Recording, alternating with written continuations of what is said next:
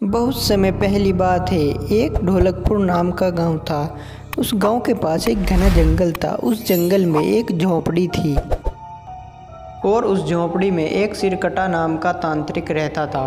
उसे अपनी तंत्र विद्या पर बहुत ही घमंड था। वो जिसे चाहे बस में कर सकता था और जिसे चाहे मार सकता था।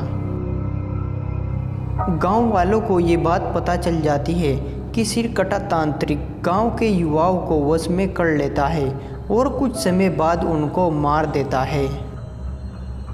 अरे इस सिरकटे ने तो गांव का सुख चैन ही छीन लिया है।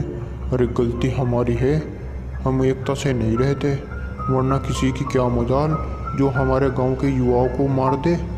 चलो मेरे साथ, हम आज ही उस सिरकटे का नामो निशान मिटा देंगे। गांव का सरपंच रात के समय गांव की एक टोली बनाकर उसको मारने के लिए चल देता है। जैसे ही गांव के सभी लोग उस तांत्रिक के पास पहुंचते हैं तो सिरकटा अपनी तंत्र विद्या में लीन होता है। सब लोग चुपचाप रहना, लाओ मुझे तलवार दो। अभी ये शांत बैठा है, यही सही मौका है, इसका सर धड़ से अलग कर देता हूँ। सरपंच तांत्रिक का सर धड़ से अलग कर देता है और तांत्रिक का सर एक पत्थर पर गिर जाता है और तांत्रिक का धड़ तड़पते तड़पते अपने सर को हाथ में उठा लेता है। हैं? ये तो बहुत खतरनाक भी है, लेकिन हम भी अपनी पूरी तैयारी से आए हैं। सबके सब आग लगा दो इस तांत्रिक को। और तभी गांव के लोग तांत्रिक को आग लगा देते हैं और तांत्रिक तड़प तड़प कर मर जाता है। गांव वाले सोचते हैं कि अब हमें हमेशा के लिए इस तांत्रिक से छुटकारा मिल गया है।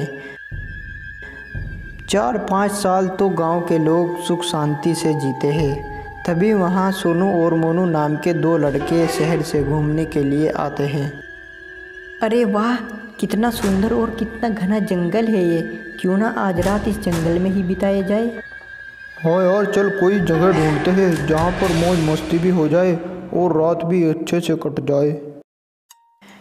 सोनू और मोनू घूमते घूमते उस सिरकटे तांत्रिक के इलाके में पहुंच जाते हैं। वहाँ वो दोनों देखते हैं कि मकड़ी के जाले लगे हुए हैं और कई जानवरों की हड्डियाँ पड़ी हुई है। वहाँ सोनू का पैर एक पत्थर से टकराता है और वे देखता है कि उस पत्थर में कुछ अजीब है। सोनू बिना कुछ समझे सोचे उस पत्थर पर बैठ जाता है और सोनू में उस सिरकटे तांत्रिक की आत्मा आ जाती है और सोनू जोर जोर से चिल्लाने लगता है, अब होगा मेरा इंतकाम पूरा, मैं इस गांव को जलाकर नष्ट कर दूंगा। मोनू ये दृश्य देखकर गांव की ओर भागने लगता है और सरपंच के पास पहुंच जाता है और सरपंच को सारी बात बता देता है। सरपंच उसकी पिटाई करने लगता है और उससे कहता है, अरे तुम्हें किसने बोला उस जंगल में जाने को और उस पत्थर पर जाकर बैठने को? मुझे माफ़ कर दो और मेरे दोस्त को बचा लो। हाँ। तो इसका मतलब उस तांत्रिक की वजह से वो पत्थर ही भूत बन गया है।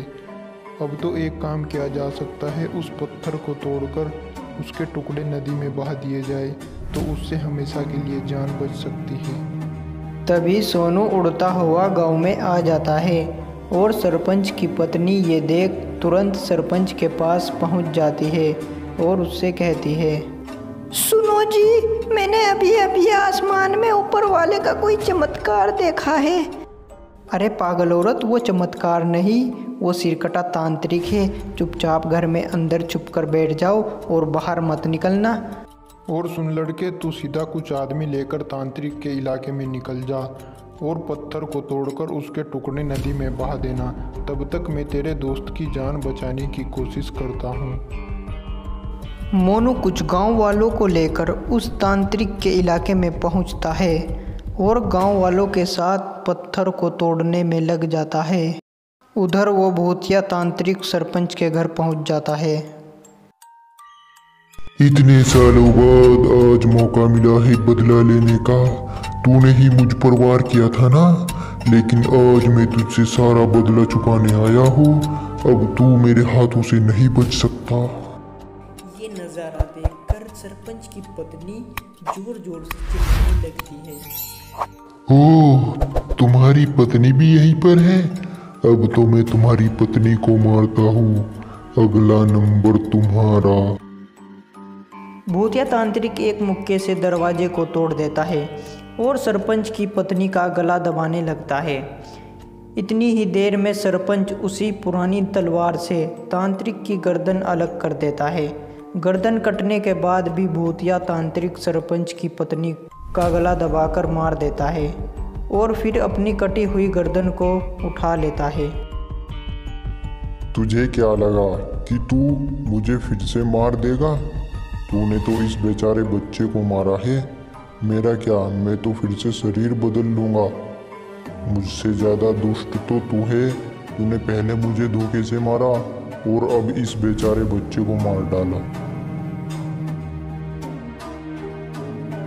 उधर मोनू और गांव के लोग इस बात से बेखबर पत्थर को तोड़ने में लगे हुए हैं और बहुत मेहनत के बाद पत्थर के टुकड़े टुकड़े कर देते हैं। इधर सरपंच की जान आफत में आ रखी होती है। आज तेरा अंत आ गया है। आज मैं एक हिसाब तो पूरा कर दूंगा। इतना कहकर भूतिया तांत्रिक सरपंच से तलवार छीन लेता है और सरपंच का सर धड़ से अलग कर देता है। उधर मोनू गांव वालों के साथ उस पत्थर को नदी में डाल देता है। जैसे ही पत्थर पूरा डूबने लगता है, उधर भूतिया तांत्रिक का शरीर तड़पने लगता है और सोनू के शरीर से बाहर निकलकर गायब हो जाता है। अब चलो जल्दी से गांव में चलकर देखते हैं, अब मेरा दोस्त बच गया होगा। गांव वाले और मोहित गांव आकर देखते हैं सरपंच और सरपंच की पत्नी और सोनू उस भूतिया तांत्रिक की वजह से मारे जा चुके थे। फिर गांव वाले मोनू को सारी बात बताते हैं और समझाते हैं। मोहित अफसोस करता हुआ कहता है, मैंने मेरा सबसे अच्छा दोस्त खो दिया है। खैर गांव वालों को इस भूतिया से छुटकारा तो मिल गया।